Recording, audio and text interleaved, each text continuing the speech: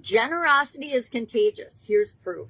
Welcome to day 195 of Supersize You Annual Challenge. Sharon Horne-Ellstrom here. Today we're talking about an all this month contribution. Why? Because we want more from our businesses and from our life than to just exist and do the minimum to get by. Talking a lot about givers versus takers today, and today is all about givers. People that give generously set the example for other people.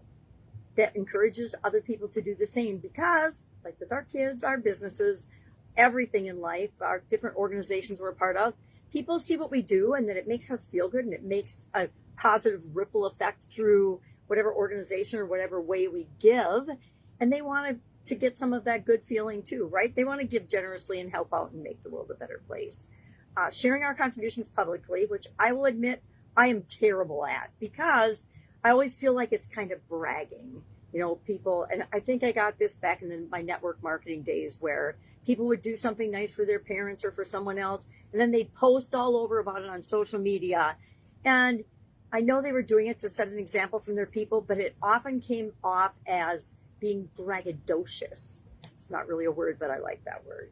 So I, a long time ago, learned that I just kind of keep things to myself. Yet I realized that by doing that, people have no idea that I do give generously and that I am a giver, and I like to give. I actually give a lot more than I put out there because it feels good. I feel like it's my way to give back to the world for all the gifts and all the amazing things that have happened in my life. We want to lead by example, and leading by example is letting people know and sharing some of the things we do, but in a way that feels good and authentic to us, right? So our action item today is going to be to share one way that we give, not to brag, but to share why we give, why we gave to the organization that we gave to, or the thing that we did, then what we learned along the way. What have I learned by doing this? I'm going to share my example in a minute, or one of them. I've got like 6 written down, but I'll only share one. I promise. Keep it short. And how it changed me, how it's impacted me personally, just to set the example for other people. So for example, I've talked a lot about when I was a big sister and I had a little sister in my first job out of college in corporate was in Green Bay, Wisconsin. I had an amazing little human that I got to spend time with, usually every week. For the most part, we tried to get together every week. Although sometimes if I was busy at work, we'd go a month and we'd miss. And that always made me feel guilty because she was such a great little person. Now she's a grown-up woman. She probably has a huge family of her own. I don't know. We lost touch. But the example I want to give today is I've gotten into the habit, and it's now a habit, that every month when the Epilepsy Foundation comes by and they bring a truck to my house, which makes the habit really easy, right?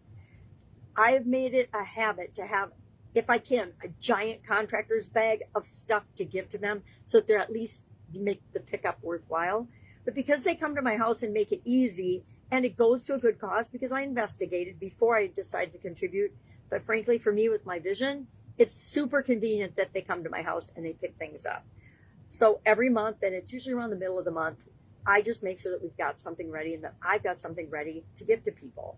And why do I do it? Well, because it's convenient, it's easy, it helps people with epilepsy to get the help and the services they need, as well as and then what I've learned that it's really positive and freeing to let go of things on a regular basis, things that we're not using that no longer serve us.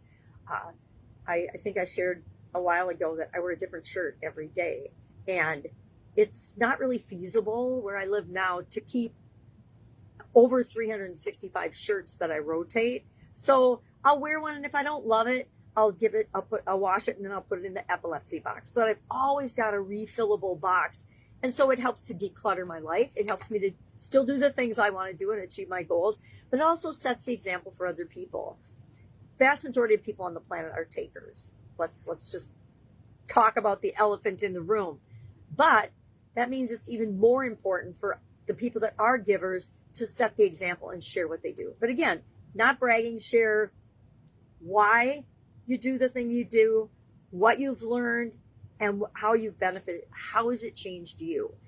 I think I've probably always been a giver, but even if I wasn't, the automatic frequency and doing it repeatedly every month and committing to myself that I'm going to have stuff ready no matter what. And sometimes it's Sunday night and I don't have my stuff ready for epilepsy when I know that they're coming. Well, guess what? That means before I go to bed, I get that done, get it ready, and usually I take it out in the morning. They don't come usually before 6, but they say they could come anywhere from like 6:30 on. But I'll get it out there, and then I know it's ready to go. But I put it by the front door, and sometimes my son-in-law will take it out, which is even better. All right.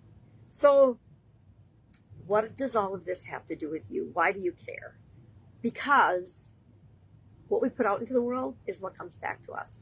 Whether you believe that or not, I will tell you, it is 100% absolutely true.